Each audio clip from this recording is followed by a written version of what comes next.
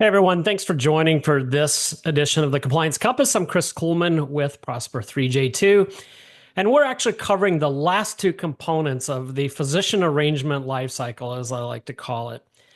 So really what we're going to talk about is monitoring and auditing, and we're going to talk about closing out the arrangement. So when it comes to monitoring and auditing, there's really two pieces of that. Again, monitoring to me is that's the department that's responsible for physician arrangement.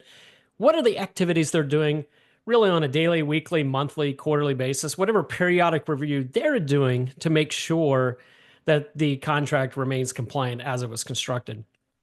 But when it comes to auditing, that's a little different because when it comes to physician contracts, you really need to be doing auditing because the stakes are so high.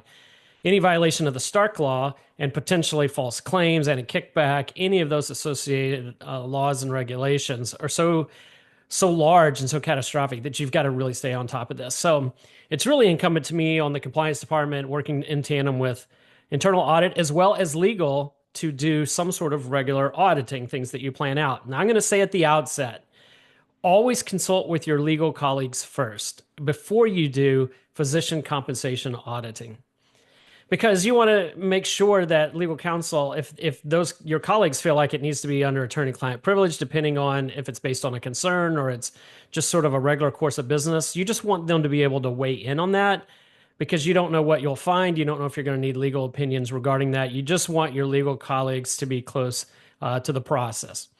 So when it comes to auditing, there's several different types. Number one, you can really audit the structure of the arrangement. In other words, does the arrangement make sure that it has language where you do not take into account the volume of value referrals, that it's fair market value, that it's commercially reasonable? Now, if you're using physician templates, as we discussed before, in creating an agreement, that's not going to be too much of an issue because that will be in that it'll be in the document itself, the agreement. But here's an example. If compliance is not closely tied to the approval process, and I've been on both sides of that coin in different organizations. For example, how do you show fair market value? If you have a policy that states that you have evidence of fair market value, of independent fair market value, is that included with the arrangement when it's approved? So that's something you could audit for. Is something from a third-party organization like Sullivan Cotter or some other organization that does these fair market value assessments, is evidence of that in the document? I know we've used at other organizations, healthcare appraisers, some of those. So do you have those kind of evidences that are required? What about internal policies? Just the process of doing an agreement. Did it get a signature? Did it get a certain approval? Did it go through the right channels? You can audit those. Those in some ways are fairly benign because you're really testing your internal process. And certainly internal audit can really help with that. Where it can really get interesting, and I say interesting for lack of better terms, is when you start auditing the components of the agreement. So when I mean by components, the things that require or set in motion the methods of payment and agreement. So RVUs, how do you accumulate the WRVUs for a physician if they're paid that way, if the salary is fair market value? What if there's call coverage amendments or exhibits or attachments, supplemental income to an agreement, medical director arrangements that require timesheets? All of those factors come into play that needs to be audited, particularly in areas that are higher risk. Now, I say that not all arrangements are equal.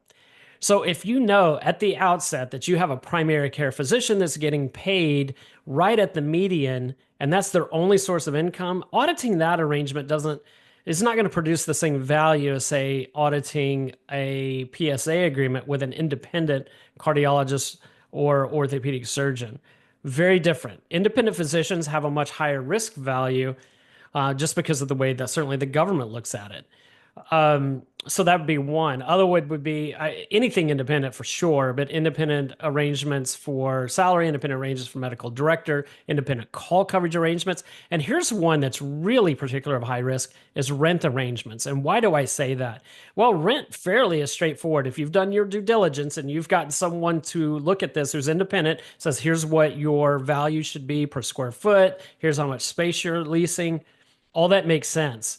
But I have seen time and time again the tendency, or maybe I should say the temptation for scope creep on those arrangements. Not everybody understands the implication of Stark. So if a physician says, hey, we've gotten really busy, we need this one extra exam room, or we need a little bit more storage space, if that hasn't been properly done within the contract and that physician starts to assume and use additional space that they did not pay for, that's a problem. So that's real challenging. So you just want to make sure you audit all of these things, all the components of a contract, as well as the structure of the agreement as well. So let's say you've done all that and you've had a great relationship with the provider, and now that provider is retiring, they're leaving to another community, and now you want to do what I call the final phase of the contract life cycle, and that is to close out that agreement or the expiration of agreement or whatever term you want to give it, but the agreement comes to an end. Now, I had a friend tell me one time great advice. Whenever you construct these arrangements, always we begin with the end in mind. Don't think about how great the relationship is and can be. Think more of, if we have to get out of this for whatever reason, how can you do it in a clean and equitable and expeditious manner? So hopefully you've constructed the agreement that way. But I'm going to give you a warning here, a stark warning, no pun intended, a stark warning to closing out the agreement. I've seen time and time again that managers, directors, operational leaders don't understand the implications of Stark, in particular, this one provision that you can't pay for services that haven't been provided. And why do I say that? Because time and time again, I've seen where a physician is retired or they moved to another community, but the HR paperwork did not get done quickly enough. And that physician continued to get paid 2, 3, 4 payroll cycles after they've left and are no longer seeing patients or doing whatever service was in the contract. Well, why is that a problem? Because you can't do that under Stark. So the challenge with that is, what do you do? Well, you have to claw that back. And what I mean by claw back is you have to go to that provider and you have to try to recoup the money that they're not owed because they didn't provide the services, but yet they still got paid. I can tell you that is incredibly challenging. It is incredibly laborious. And it doesn't leave a good taste in anyone's mouth. That physician likely, or maybe not, didn't realize they were getting paid once they had left that role. They're into their new job somewhere else, or they've retired, different bank accounts. They didn't see that, whatever. The challenge is, though, is that you got to go back and get that. So I always tell you, make sure you have really tight internal processes for the expiration of a contract, whether a physician is retiring, leaving the community, or just going to become independent, whatever. They're leaving your organization. How do you make sure that you really cross your T's, you dot your I's, and make sure you don't have any missteps where that provider is paid beyond that contract? And also, you got to make sure that you type any reconciliation items.